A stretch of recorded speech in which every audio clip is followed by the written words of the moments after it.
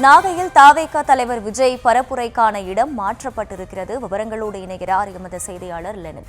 Lenin, வணக்கம். எந்த பகுதியில் தற்போது இவருடைய பரப்புரையானது நடைபெற இருக்கிறது? வேறு என்னென்ன நிபந்தனைகள் விதிக்கப்பட்டிருக்கு? முழு விவரம்.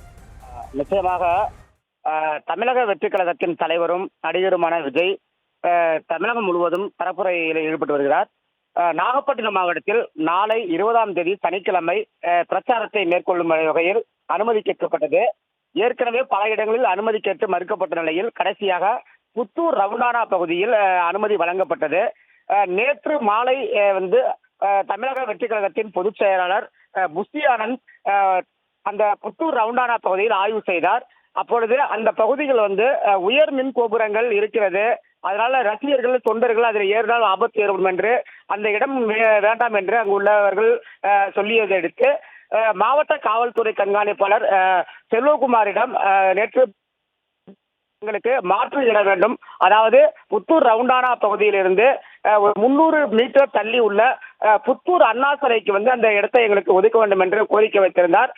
அது குறித்து பரிசீலனை செய்து நாளை இன்று சொல்லுவதாக சொல்லப்பட்டது.